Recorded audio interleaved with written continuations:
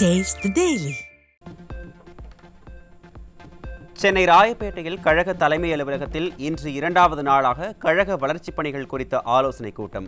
அதிமுக பொதுச் செயலாளர் எடப்பாடி கே பழனிசாமி தலைமையில் காலை 9:30 மணி மற்றும் பிற்பகல் 3:30 மணி அளவில் நடைபெறவுள்ள கூட்டங்களில் 40 மாவட்டங்களைச் சேர்ந்த பொறுப்பாளர்கள் மற்றும் மாவட்ட செயலாளர்கள் பங்கேற்க உள்ளனர். சென்னை ராயப்பேட்டையில் கழக தலைமை அலுவலகத்தில் கழக வளர்ச்சிப் பணிகள் குறித்த ஆலோசனைக் கூட்டம். அதிமுக பொதுச் செயலாளர் எடப்பாடி கே பழனிசாமி தலைமையில் முதற்கட்டமாக நடைபெற்ற கூட்டத்தில் 21 மாவட்டங்களைச் சேர்ந்த பொறுப்பாளர்கள் மற்றும் மாவட்ட செயலாளர்கள் பங்கேற்பு.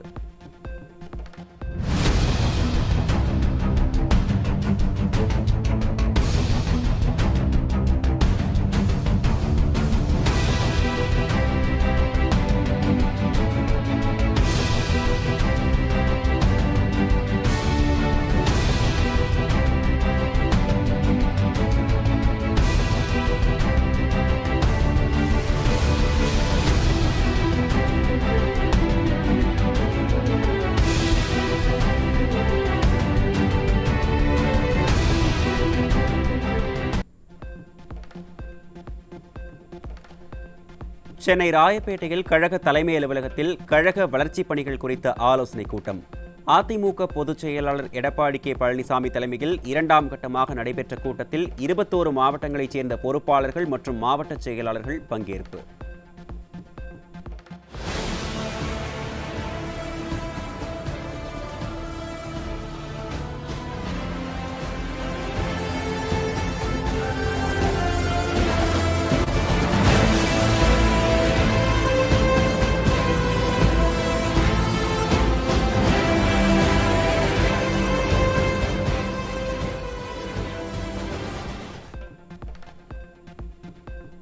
அதிமுகவின் 42 மாவட்ட கழக செயலாளர்கள் மாவட்ட பொறுப்பாளர்களுடன் கழக பொதுச் செயலாளர் ஆலோசனை.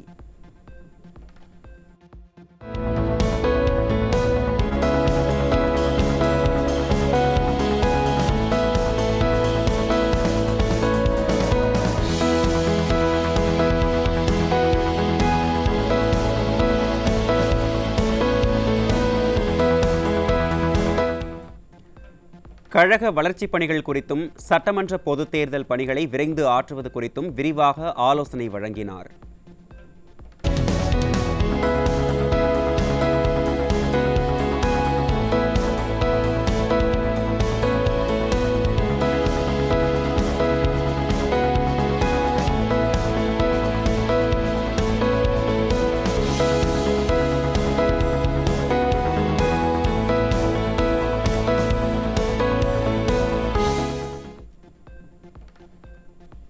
சென்னை ராயப்பேட்டையில் கேரள மாநில அதிமுக செயலாளர் மற்றும் அம்மாநில நிர்வாகிகள் அதிமுக பொதுச் செயலாளர் எடப்பாடி கே பழனிசாமியை சந்தித்து வாழ்த்து பெற்றனர்.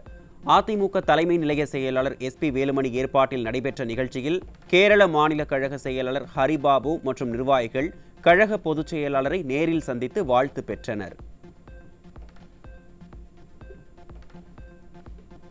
சேலம் மாநகராட்சி மாமன்ற கூட்டத்தில் டெண்டர் குறித்து கேள்வி எழுப்பிய அதிமுக மாமன்ற எதிர்க்கட்சித் தலைவரை தாக்கிய திமுக கவுன்சிலர்கள்.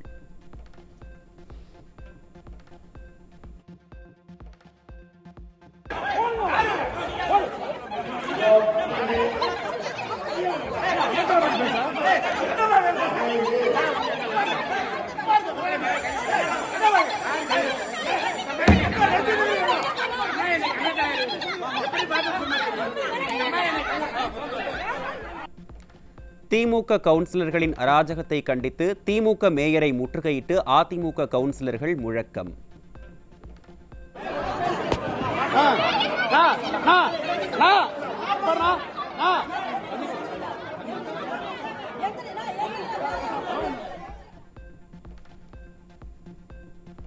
உடல்நலக் குறைவால் உயிரிழந்த மக்கள் குரல் நாளிதழின் மூத்த செய்தியாளர் AP மோகனின் குடும்பத்தினருக்கு அதிமுக பொதுச் செயலாளர் ஆழ்ந்த இரங்கல். மூத்த செய்தியாளர் AP மோகனின் ஆன்மா இறைவன் திருவடி நிழலில் அமைதி பெற எல்லாம் வல்ல இறைவனை பிரார்த்திப்பதாக பொதுச் செயலாளர் அறிக்கை.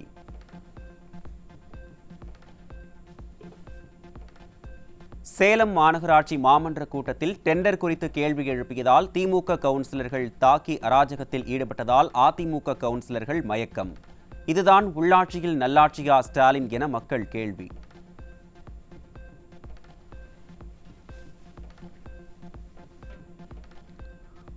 போக்குவரத்து தொழிலாளர் சங்க பிரதிநிதிகளுடன் நடைபெற்ற பேச்சுவார்த்தை கண்துடைப்பு என கூறி அண்ணா தொழிற்சங்கம் பேரவை வெளிநடப்பு. அண்ணா தொழிற்சங்க பேரவை உட்பட 28 சங்கங்கள் புறக்கணித்துள்ள நிலையில் விரைவில் போராட்டம் அறிவிக்கப்படும் என அண்ணா தொழிற்சங்க பேரவை செயலாளர் பேட்டி.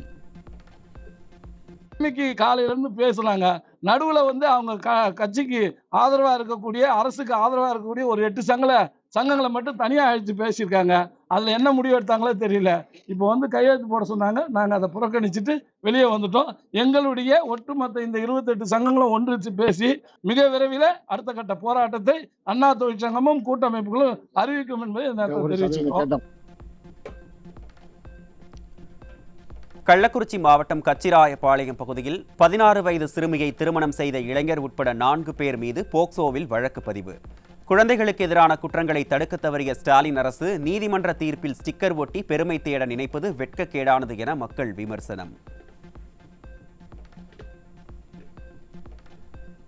ஈரோடு மாவட்டம் பவானியில் 8 வயது சிறுமியிடம் பாலியல் சீண்டலில் ஈடுபட்ட 16 வயது சிறுவன்.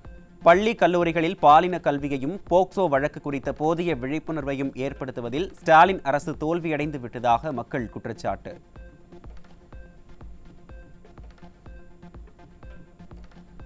ஈரோட்டில் 17 வயது சிறுமியை திருமணம் செய்து கர்ப்பமாக்கிய வழக்கில் இளைஞர் உட்பட 5 பேர் மீது போக்சோ வழக்கு பதிவு. குழந்தை திருமணத்தை தடுக்க தவறியது விடிய அரசின் மாவட்ட நிர்வாகம் மற்றும் சமூக நலத்துறையின் செயலற்ற தன்மையை காட்டுவதாக மக்கள் கடும் விமர்சனம். ராமநாதபுரத்தில் வீட்டருகே விளையாடிக் கொண்டிருந்த 2 சிறுமிகளுக்கு பாலியல் தொல்லை அளித்த நபர் போக்சோவில் சிக்கினார். விடியா திமுக அரசு விளம்பர மோகத்திலேயே இருப்பதால் நாளுக்கு நாள் சிறுமிகளுக்கு எதிரான பாலியல் அத்துமீறல் சம்பவங்கள் அதிகரித்து வருவதாக பொதுமக்கள் குற்றச்சாட்டு.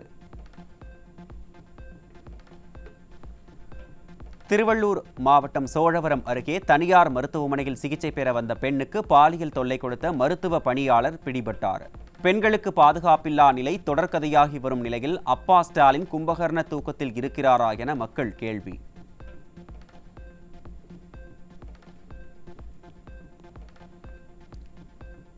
தூத்துக்குடி மாவட்டம் குலசேகரன்பட்டினத்தில் மது போதையில் மனைவியை கல்லால் அடித்துக் கொன்ற கணவன். ஸ்டாலின் ஆட்சியில் 24 மணி நேரமும் விற்கப்படும் மதுவால் பல்வேறு குடும்பங்கள் சீரழிந்து வரும் அவலம்.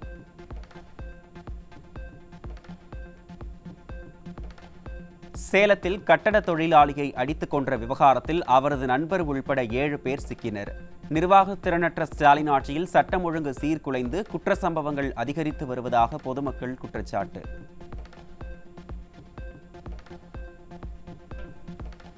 தருமபுரி மாவட்டம் பாலக்கோடு அருகே 3 நாட்களுக்கு முன்பு காணாமல் போன கட்டிட மேஸ்திரி மர்மமான முறையில் சாக்கடை கால்வாயில் அழுகிய நிலையில் சடலமாக மீட்பு.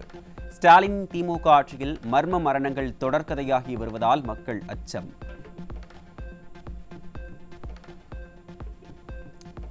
சென்னையில் 26 லட்சம் ரூபாய் மதிப்பிலான மெத்தக்ளோன் போதைப்பொருள் சிக்கிய நிலையில் 6 பேர் சிக்கினர். ஸ்டாலின் ஆட்சியில் இளைஞரின் வாழ்க்கையை சீரழிக்கும் போதைப்பொருள் கலாச்சாரம் அதிகரித்து விட்டதாக பெற்றோர் குற்றச்சாட்டு.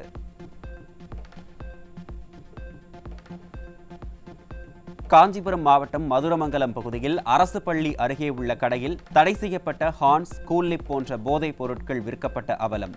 தமிழகத்தில் போதைப் பொருட்கள் புழக்கம் கட்டுக்கடங்காமல் அதிகரித்து வரும் நிலையில் தடுக்க திராணியற்ற அரசாக தீய சக்தி ஸ்டாலின் அரசு உள்ளதாக மக்கள் விமர்சனம். கன்னியாகுமரி மாவட்டம் பால்குளம் பகுதியில் இளைஞர்களின் வாழ்வை சீரழிக்கும் வகையில் கஞ்சா விற்பனையில் ஈடுபட்ட 2 இளைஞர்கள் சிக்கினர். போதைப்பொருள் புழக்கத்தை தடுக்க திறனில்லாமல் இளம் தலைமுறையினரை காக்க தவறியதே ஸ்டாலின் அரசின் 4 ஆண்டு கால சாதனை என மக்கள் குற்றச்சாட்டு. ஈரோடு ரயில் நிலையம் சுற்றுப்பகுதிகளில் இளம் தலைமுறையை சீரழிக்கும் கஞ்சா விற்பனையில் ஈடுபட்ட 5 பேரிடமிருந்து 3 கிலோ கஞ்சா சிக்கியது. விளம்பர மாடல் ஸ்டாலின் அரசின் ஏவல் துறை கஞ்சா, குட்கா போதைப் பொருட்கள் புழக்கத்தை கட்டுப்படுத்த தவறிவிட்டதாக மக்கள் குற்றச்சாட்டு.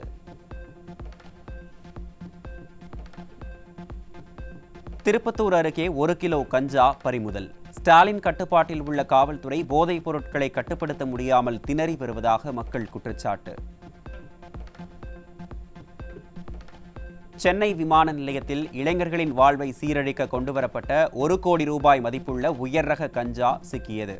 வெளிநாடுகளில் இருந்து தமிழகத்திற்கு போதைப் பொருட்கள் கடத்தல் சம்பவங்கள் தொடர்ந்து அதிகரித்து வரும் அவலம்.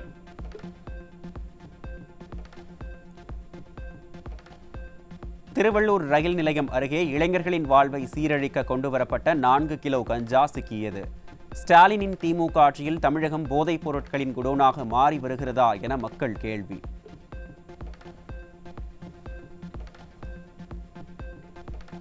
சேலம் மாவட்டம் மேட்டூரில் 10 கிலோ கஞ்சா பறிமுதல். ஸ்டாலினின் மாடல் ஆட்சியில் காவல்துறை கும்பகர்ண தூக்கத்தில் இருப்பதால் மூலை முடுக்குகள் வரை கஞ்சா புழக்கம் பரவியுள்ளதாக மக்கள் குற்றச்சாட்டு.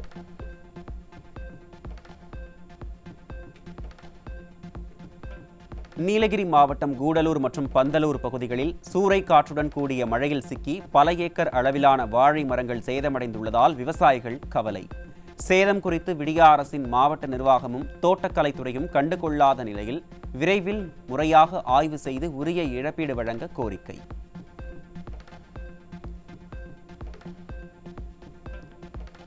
தமிழக கேரள எல்லைப் பகுதியான குமுளியில் லாரி மற்றும் அரசு விரைவு பேருந்து மீது ராட்சத மரம் விழுந்ததில் லாரி கிளீனர் உயிரிழந்த பரிதாபம்.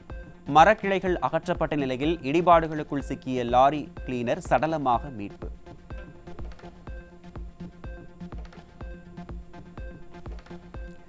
திருவாரூர் மாவட்டம் பேரளம் அருகே கீரனூர் சோதனைச் சாவடியில் அரசு பேருந்தில் 20 லட்சம் ரூபாய் ஹவாலா பணம் பிடிபட்டது. அரசு பேருந்திலேயே போதைப் பொருட்கள், ஹவாலா பணம் உள்ளிட்டவற்றை சர்வசாதாரணமாக கடத்தும் அளவிற்கு குற்றவாளிகள் ஸ்டாலின் அரசின் காவல்துறை மீது சிறிதும் அச்சமின்றி இருப்பது அம்பலம்.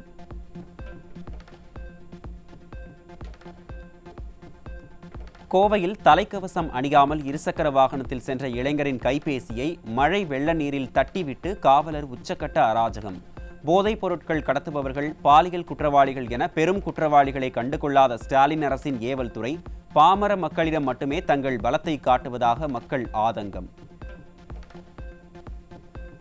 எந்த தப்பு பண்ணல, நாங்க திருடங்க கிடையாது, குடிகாரம் கிடையாது, எதுவுமே பண்ணல. இவர் இப்ப அடிச்சுட்டு எங்களை போனை புடுங்கிட்டு போயிட்டாருன்னா, வண்டியை புடுங்கிட்டு போயிட்டாரு, இந்த பையனோட போனையும் புடுங்கிட்டு போயிட்டாரு. இப்ப இவர் எதுக்கு அடிச்சாரு எங்களை யார் இவர் என்னை கை வைக்கிறதுக்கு? இவர் யாருன்னு எங்களை அடிக்கிறதுக்கு? இவர் யாருன்னு எங்களை அடிக்கிறதுக்கு? நாமக்கல் மாவட்டம் பள்ளிப்பாளையத்தில் 320 கோடி ரூபாய் மதிப்பீட்டில் கட்டப்பட்டு நேற்று திறக்கப்பட்ட மேம்பாலத்தில் பல்வேறு இடங்களில் விரிசல். கமிஷன், கலெக்ஷன், கரப்ஷன் என செயல்படும் கொள்ளை மாடல் ஸ்டாலின் அரசு தரமற்ற முறையில் மேம்பாலத்தை கட்டி 320 கோடி ரூபாய் மக்கள் வரி பணத்தை வீணடித்து விட்டதாக மக்கள் குற்றச்சாட்டு.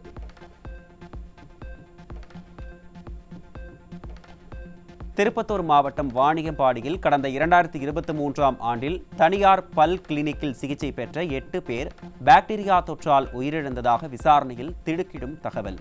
சிகிச்சைக்காக பயன்படுத்தப்பட்ட கருவிகள் முறையாக தூய்மைப்படுத்தப்படாமல் ஒரே கருவி பலருக்கு பயன்படுத்தப்பட்டதே இந்த உயிரிழப்புகளுக்கு காரணம் என்பது அம்பலம்.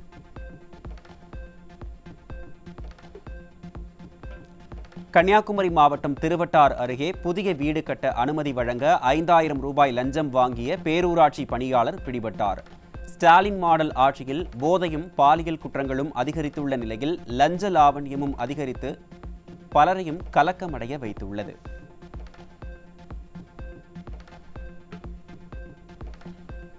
திருச்சி மாவட்டம் துறையூர் அருகே அரசு நேரடி நெல் கொள்முதல் நிலையத்தில் நெல் மூட்டைகள் கொள்முதல் செய்யப்படாமல் கிடப்பதால் விவசாயிகள் கவலை. மெத்தன போக்காக செயல்படும் விடியா அரசின் அதிகாரிகள் நடவடிக்கை எடுக்கவில்லை எனில் மாவட்ட ஆட்சியர் அலுவலகம் முன்பு நெல்மணிகளை கொட்டப்போவதாக விவசாயிகள் எச்சரிக்கை.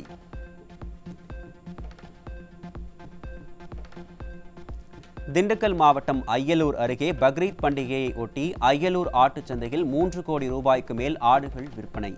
வியாபாரிகள் ஆடுகளை போட்டி போட்டுக்கொண்டு வாங்கிச் சென்றதால் விவசாயிகள் மகிழ்ச்சி.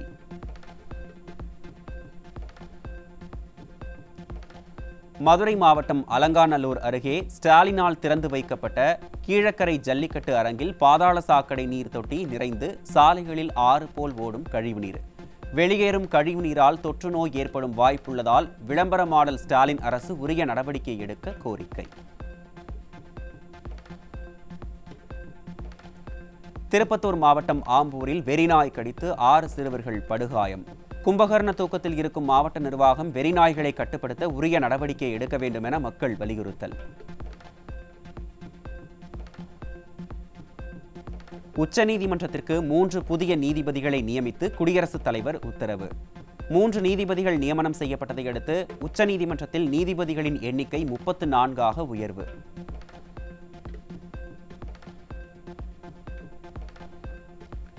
நீலகிரி மாவட்டம் உதகையில் விளைநிலங்களை சூழ்ந்த வெள்ள நீரால் அறுவடை செய்ய முடியாமல் கேரட்டுகள் அழுகும் நிலை.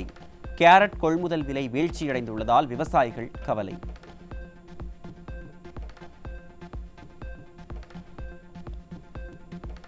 இன்று நீலகிரி, கோவை, தேனி, தென்காசி, திருநெல்வேலி, கன்னியாகுமரி மாவட்டங்களுக்கு மிக கனமழைக்கான ஆரஞ்சு அலர்ட். சென்னை வானிலை ஆய்வு மையம் தகவல்.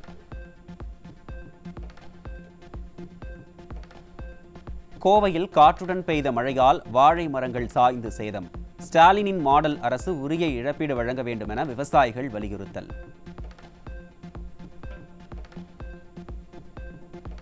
நீலகிரி மாவட்டம் உதகையில் தொடர் மழையால் வீடுகள் சேதம். சேதமடைந்த வீடுகளை மாவட்ட நிர்வாகம் இதுவரை கண்டுகொள்ளவில்லை என மக்கள் குற்றச்சாட்டு.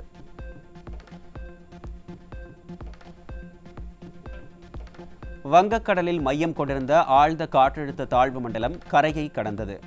மேற்கு வங்கம் சாகர் தீவுகள் கேப்புப்பாராவுக்கு இடையே ஆழ்ந்த காற்றழுத்த தாழ்வு மண்டலம் கரையை கடந்தது என இந்திய வானிலை ஆய்வு மையம் அறிவிப்பு.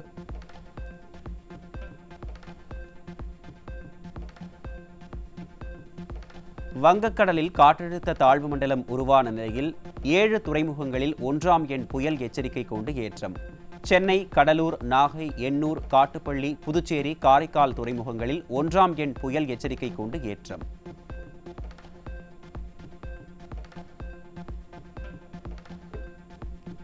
சென்னையில் ஆபரண தங்கத்தின் விலை சவரனுக்கு 320 ரூபாய் குறைந்து ஒரு சவரன் 71,160 ரூபாய்க்கு விற்பனை. தங்கத்தின் விலை கடந்த சில நாட்களாக ஏற்றமாக இருந்து வந்த நிலையில் இன்றும் விலை குறைந்ததால் நகைப்பிரியர்கள் மகிழ்ச்சி.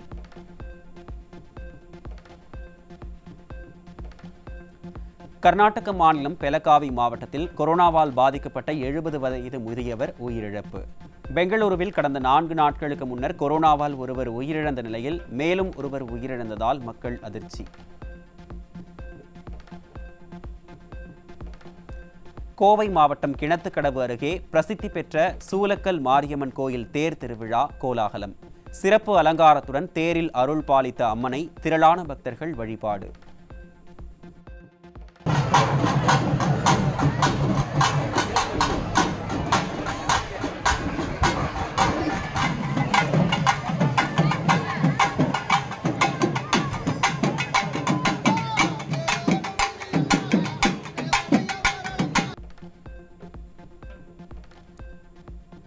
இந்தியா உள்ளிட்ட நாடுகளில் இருந்து இறக்குமதியாகும் பொருட்களுக்கும் கூடுதலாக வரி விதிக்கும் அதிபர் டிரம்பின் உத்தரவுக்கு அமெரிக்க நீதிமன்றம் தடை.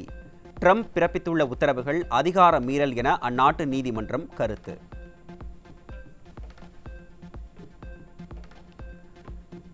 தென்கொரிய கடற்படைக்கு சொந்தமான ராணுவ விமானம் ஒன்று ரோந்து பணியின் போது தொழில்நுட்ப கோளாறால் தரையில் விழுந்து விபத்து.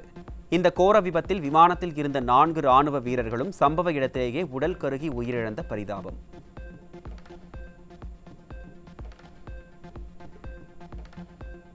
கிஷன் தாஸ் மற்றும் ஹர்ஷத் கான் இணைந்து நடித்துள்ள படத்துக்கு ஆரோமலே என படக்குழு டைட்டில் வைத்துள்ளது. படத்தின் தலைப்பு தொடர்பான அறிமுக வீடியோவினை அனிருத் வெளியிட்டுள்ள நிலையில் ரசிகர்கள் வரவேற்பு.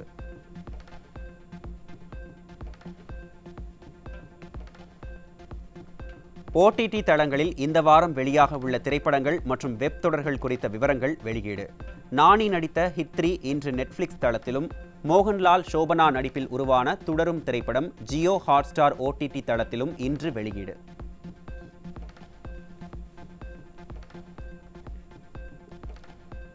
IPL பிளே ஆஃப் சுற்றில் பஞ்சாப் அணியை 8 விக்கெட் வித்தியாசத்தில் வீழ்த்தி 9 ஆண்டுகளுக்கு பிறகு இறுதிப் போட்டிக்குள் நுழைந்த பெங்களூரு அணி.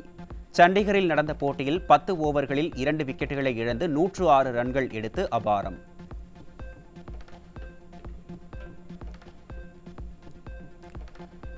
இன்று நடைபெறவுள்ள IPL தொடரின் எலிமினேட்டர் போட்டியில் குஜராத் டைட்டன்ஸ் மற்றும் மும்பை இந்தியன்ஸ் அணிகள் மோத உள்ளன. சண்டிகரில் இரவு 7:30 மணிக்கு நடைபெறும் போட்டியில் வெற்றி முனைப்பில் இரு அணிகளும் பல பரீட்சை.